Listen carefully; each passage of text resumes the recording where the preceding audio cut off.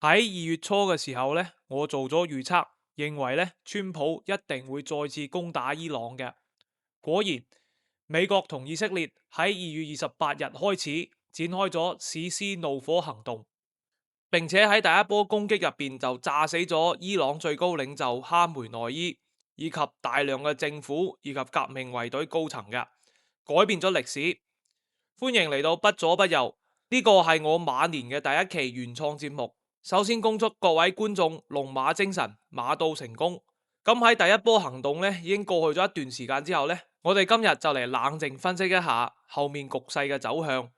同舊年嘅午夜之錘行動一樣呢，呢次獵殺哈梅內伊嘅行動呢，亦都可以進入軍事嘅教科書㗎。可能佢太過自信，哈梅內伊喺2月28日早上呢，同佢大批高層開會，結果美國同以色列嘅聯軍呢，喺佢哋嘅軍事資產呢冇完全到位嘅情況下呢，不按常理出牌，咁樣迅速咁樣轟炸咗開會嘅呢個地方。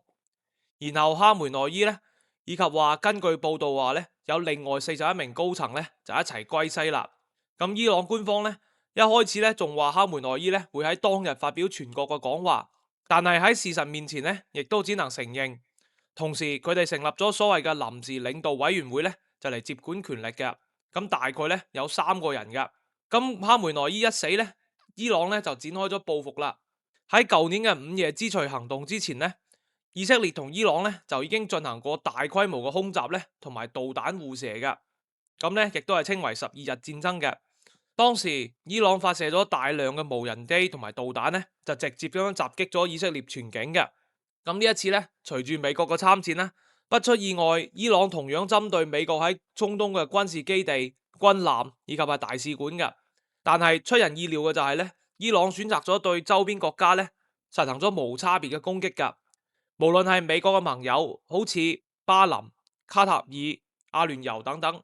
就連甚至係之前作為美國同伊朗談判嘅中間人嘅，好似阿曼、土耳其等等呢，都係俾伊朗攻擊㗎。咁相信呢，大家都睇到咗杜拜機場、帆船酒店啊，俾人襲擊，並且呢大量遊客被困嘅新聞㗎。咁直到而家呢，呢場戰爭呢依然係冇減緩嘅跡象㗎。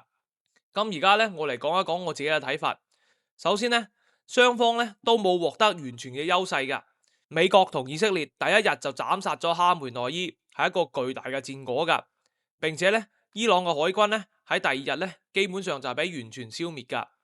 另外再加上大量嘅彈道導彈以及發射平台咧，俾摧毀㗎。但係咧，美國同樣有3架 F-15戰鬥機咧，俾科威特嘅友軍咧就擊落。並且咧，伊朗成功咁樣攻擊到咗美軍多個軍事基地以及大使館㗎。甚至咧，仲有一個薩德系統咧，亦都係俾伊朗擊中㗎。另外咧，就至少有8名美軍死亡㗎。同時咧，伊朗對以色列咧依然施加咗巨大嘅壓力。雖然話伊朗嘅導彈發射嘅數量同埋無人機嘅數量咧，每日都喺度下降，但係咧，佢哋依然係一個巨大嘅威脅㗎。第二，伊朗政權嘅穩固程度咧，就超過咗好多人嘅想象㗎。試想一下，喺第一日咧，已經超過咗40名高層，包括哈梅內伊死亡嘅情況下咧，而且美國同以色列咧，每一日都係進行大規模嘅空襲同埋導彈攻擊咧，伊朗咧依然可以組織起有效而且持續嘅反擊㗎。咁咧呢個就證明咧呢個神權政權嘅軍機咧都係遠遠比馬杜羅要強嘅。哈梅內伊被殺之前咧，肯定就已經做過安排啦。所以咧佢個死亡咧就係冇辦法完全消滅伊朗內部嘅強硬派㗎。而且呢啲強硬派咧對伊朗革命衛隊咧依然有住比較強嘅控制力嘅。所以咧美國同以色列咧就只能不斷咁樣加大空襲嘅力度，目標咧就係2個啦。第一咧就係徹底摧毀伊朗嘅反擊能力，第二咧就係要除去更多個強硬派嘅。咁咧就引起咗我第3個觀察啦，就係話呢個令領導先走嘅戰略咧，就已經成為咗美國同埋以色列嘅優先嘅打擊選項噶。咁其實咧，以色列好多年前咧就開始用呢個戰略啦，但係咧隨住佢哋摩薩德情報能力嘅不斷加強咧，以及 AI 嘅幫助之下咧，呢個戰略咧先至變成咗一個常規噶。喺2024同埋2025年嘅以巴戰爭期間咧，呢個戰略咧就大放異彩嘅。咁無論對手係哈馬斯定係真主黨咧，都係有多名高層咧俾以色列咁樣刺殺嘅。咁呢次咧亦都唔例外。幾日之後咧，以色列又進行咗一次轟炸，喺另外一個選出宗教領袖嘅專家會議上面咧，就炸死咗多名神職人員噶。不過喺3月8日嘅另外一場專家會議之後咧，哈梅內伊嘅次子莫吉塔巴哈梅內伊咧就被選為咗最高領袖嘅，暫時咧就鼓舞咗伊朗強硬派嘅士氣嘅。但係咧，川普咧就係話呢個選擇咧係 unacceptable 嘅。咁根據我呢啲觀察咧，我再嚟展望一下後面嘅發展啦。毫無疑問咧，美國同以色列咧就一定會加大攻擊噶。但係由於此前咧，以色列對伊朗石油設施嘅攻擊咧就俾美國大吃一驚嘅，所以我認為後面咧佢哋嘅主要目標咧依然都係會係好似軍事設施、核設施以及咧任何敢於暴力反對美國嘅任何高層噶。咁無論你係宗教嘅教士、世俗嘅官員定係革命衛隊咧，通通咧都係目標嘅。咁至於小哈梅內伊咧，按照美爾咁樣嘅攻擊節奏咧，佢恐怕咧好難喺呢個位咧坐得好穩嘅，因為咧佢本人咧就係美國嘅最大目標，有相當大嘅可能咧會喺未來幾週之內咧就係俾殺嘅。咁就算咧佢避得過咧，佢都基本咧冇可能好似佢老豆咁樣咧就掌握伊朗反抗嘅全局噶。咁果不其然咧，喺截稿之前咧就傳嚟最新嘅消息噶，小哈梅內伊咧喺3月9日咧就俾炸傷噶，傳聞咧就已經要截肢噶，而家生死未卜。但係就算美國喺軍事上取得咗巨大嘅戰術嘅勝利咧，我就唔認為咧川普嘅情況咧有好多 YouTuber 咁樣講咧係話佢特別好噶，因為咧川普嘅主要問題咧唔係軍事而係政治上面噶。咁伊朗最大嘅牌咧就要關閉霍爾木茲海峽噶。咁雖然咧佢哋海軍咧就已經完全消滅啦，但係佢哋嘅無人機以及零星嘅導彈威脅咧就足以令大量嘅商船咧以及商船嘅保險咧就猶豫再三嘅。所以咧原油嘅價格咧就一直喺度飆升嘅。咁呢一點咧就會破壞川普經濟學，亦都係而家最明顯嘅一個支柱就係低油價啦。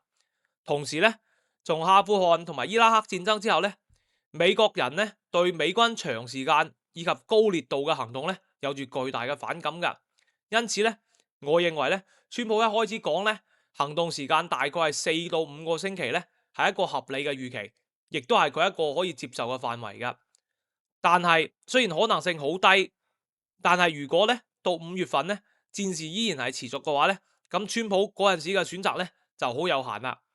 我認為咧，如果真係咁樣嘅話咧，佢最有可能咧就係宣布勝利，鳴金收兵噶。咁樣嘅話咧，川普咧就係軍事上大勝，但係咧政治上大敗。共和黨咧喺中期選舉咧更加係幾乎毫無機會噶。所以為咗避免咁樣嘅結果咧，川普咧一定要喺剩低嘅時間咧就係盡全力咧去除去所有伊朗嘅反擊力量噶，並且咧睇下有冇辦法咧可以揾到一個真正嘅溫和派咧嚟上位噶。所以咧，咁川普咧會認真考慮派遣特種部隊或者係小股嘅精銳部隊咧喺伊朗地面上面咧進行一啲行動噶，以求咧更快咁樣達成呢個目標噶。咁最近咧有爆出嚟嘅新聞咧，話川普咧會考慮佔領哈格島噶。咁呢一個咧係伊朗石油出口嘅關鍵樞紐，如果佔領佢嘅話咧，會喺經濟上面咧就癱瘓伊朗噶。咁同時咧，佢好有可能咧就會指示 CIA 咧就俾庫爾德人武裝咧進行更大嘅資助嘅，咁等佢哋咧進入伊朗境內咧進行地面上嘅攻擊噶。咁喺佢睇嚟咧，伊朗呢個政權咧已經係搖搖欲墜啦，所以咧只要持續打擊嘅話咧，佢哋咧就好有可能咧就好似爛屋咁樣冧落嚟。所以咧喺攻擊上面咧真係多多益善噶。但係正如我哋之前講嘅，美國人係非常之反感大規模嘅美軍行動嘅話咧，川普會大規模派遣美國陸軍咧進入伊朗境內咧，可能性咧幾乎為零噶。咁同時咧，為咗減低高油價暫時帶嚟嘅衝擊噶，川普咧除咗得把口之外咧，佢都要做幾樣嘢。首先，佢會要求咧喺美國國內咧就增產石油嘅產量，咁呢一個咧係比較容易做到噶。另外，佢應該會喺未來1到2個禮拜之內咧，會宣布咧，俾通過霍爾木茲海峽嘅油輪同埋商船咧，就提供護航噶。咁咧，佢本人早就喺 Truth Social 上面咧就係吹過風噶啦。咁隨住咧伊朗嘅軍事實力咧進一步被消滅嘅話咧，咁呢種大規模嘅護航咧就變得更加有可能啦。咁另外咧，為咗降低美國國內嘅油價咧，川普咧亦都可能動用美國自己嘅戰略石油儲備噶。但係由於拜登已經喺2022年咧係咁樣做過啦，而當時咧川普同埋共和黨咧係大肆批評噶，所以如果川普真係咁樣做嘅話咧，亦都會成為政治迴旋鏢噶。但係無論如何咧，川普咧係必須要壓制原油價格嘅迅速上漲噶。如果唔係咧，佢係會非常之被動噶。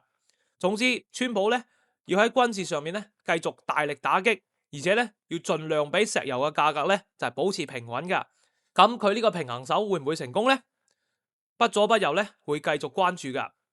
如果你中意咁樣嘅分析嘅話咧，就記得點讚、訂閱、留言同埋分享啦。今日嘅節目時間就差唔多啦，多謝，下次再會。